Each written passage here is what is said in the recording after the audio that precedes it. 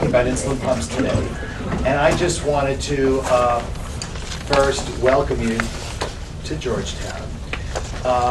Everyone got a parking ticket that should take care of that you need to get out of here?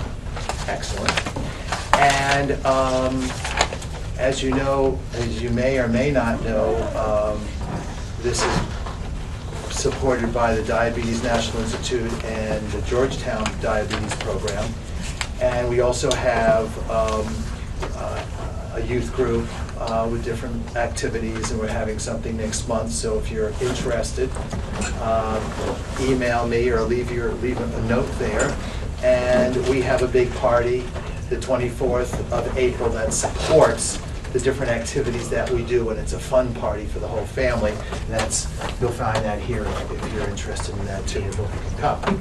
So today we're going to talk about the insulin pump, and I thought I would just give you one or two words before you get to see the different representatives from the different companies talk about the individual, their pump, to give you a sense of what it is and how it's perhaps distinct from others. They won't be talking to you about insulin pumping clinically. A pump is good for this and for that. They really want to go into, and what I've asked them to do is just to go into their pump so you can see that. And most of you here, anyone here on an insulin pump right now that's just looking for another one? Okay, great. So then most of us haven't been on an insulin pump but have heard about it, and just one or two words about these insulin pumps.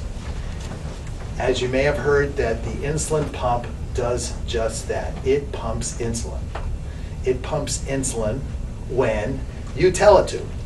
If you say, and before each meal, you tell it, I want some insulin now. So instead of getting the shot, you'll be pressing a button or doing something else, which will tell your pump to give you insulin. And in order to tell your pump to give you insulin, you'll need to know how many carbohydrates you plan on eating and what your blood sugar is at that time.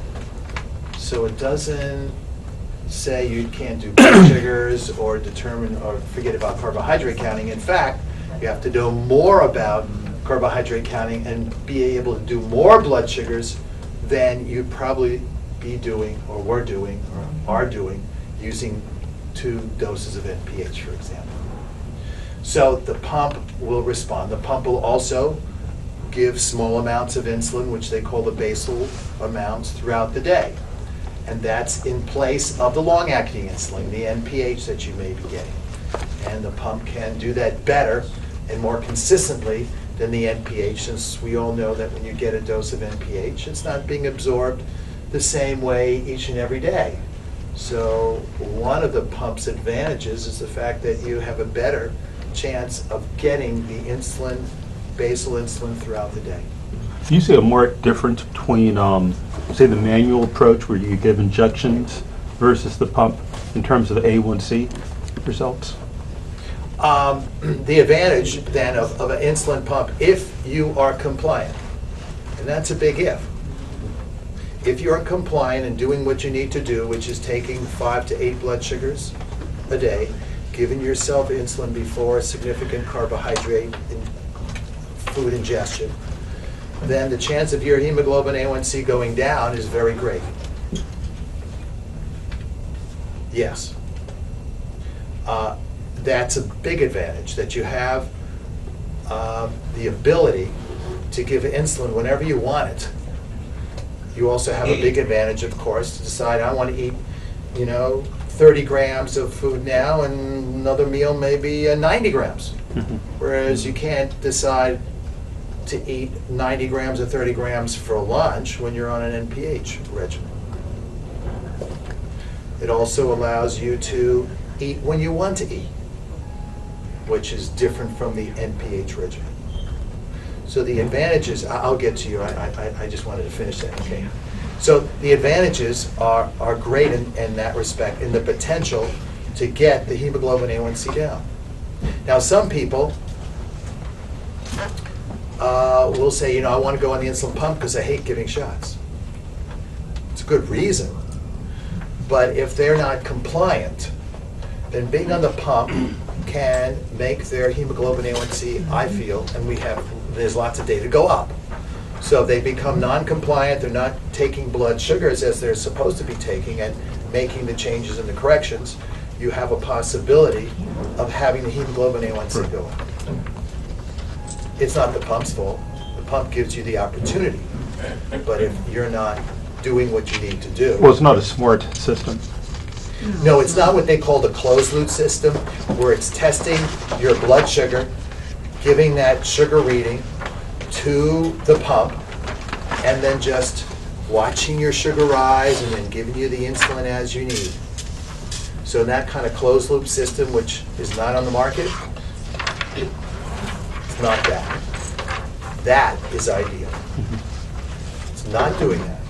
It's only doing what you tell it to do at that time. So each time you want to eat, you got to say, hey, I want so much insulin, and I'm going to determine how much insulin I want by, again, my blood sugar, then I'm going to stick my finger, and about the carbohydrate amounts that you plan on eating. So there's a lot of extra work, actually, in that than in someone who might be on a 2 NPH regimen, where they're always eating the same amount of carbohydrates for breakfast, lunch, dinner, whatever it may be. On the other hand, the pump is going to allow you to get to much better control, and it's going to free your life up in being able to eat when you want to eat, and the amounts of food, carbohydrates that you have. Yes? I don't know if my question is too complicated, but my daughter Mia is 5, and so the way she absorbs insulin, we had a CGM trial. Her blood sugars go way up right after her, even if we give her a shot 30 minutes before she eats. Her blood sugars go way up to the 300s, and then between hours 2 and 3 come crashing down. So one thing that we we're on Lantus and Novolog, we really have to make sure we don't feed her again in that 3-hour window, because she has so much insulin on board. It's kind of hard to kind of figure out how much insulin to put on top of that unless we know we're out of the 3-hour window where we know all the Novolog's out of our system. How would the pump be able to kind of, because I know it has some feature of saying this is how much insulin's on board, but then if I gave it a blood sugar reading of 300. To address your question, It's too complicated. it's not too complicated. Okay. But I think there may be other issues there that are occurring, Okay, which might be able to be corrected, okay, which are independent of the feature that they may talk about on if you give within a 2 or 3 hour period, you say, I want another dose, and it'll give you a sense of what you're on. So I can't say that's going to help, but that is helpful in another regards. If you're eating and your blood sugar just goes sky high over the first 2 hours, the major problem is not what insulin you should be getting later on. I mean, that's a problem, that's a question. But the major problem is, why is it going up so high? And how to correct for that. So what you're saying is, well, I know that's a problem, and now correct for the problem. But I will just mention to you that this is not the answer to your problem. The answer to your problem is to find out why she's going up so high, so quickly, which may be, you speak to your endocrinologist, may be related to the fact that the insulin is not working fast enough. And you need more time, maybe, between getting your shot and then eating. right. I know we don't have the time, but I deal with it all the time, but I'm just saying that you really need to deal with that. Because once sugar goes up really high, and then the insulin, and then it starts coming down because you're peeing it out. Once it's over 200, you start peeing out the sugar, peeing out your breakfast. Then when the insulin starts working, it's going to drag that sugar down. So you're getting too little insulin early on and too much later. It's not corrected by what's on board regimen. That's corrected by altering the timing. And that's fast-acting insulin. That's not NPH, if that's what we're talking about, a breakfast or a dinner. Yeah, I'm on Novolog. Okay, Novolog, better example. So there is no long-acting, it's all short-acting. All right, so I'm not saying that's the answer. I'm saying the problem is not going to be corrected by your question. Now you see that. This getting the second dose is, say you're sick, and and you're giving some insulin to bring you down. Well, that wasn't enough. You're insulin resistant. Well, we need some more. So trying to figure out how much more to give within the window of maybe the 3-hour period. Some of these other gadgets will be helpful. Okay. I want to congratulate you for being so quiet and so good. Don't embarrass me. I embarrassed her. But you are great. So, there's advantages and disadvantages of being on the pump. There are the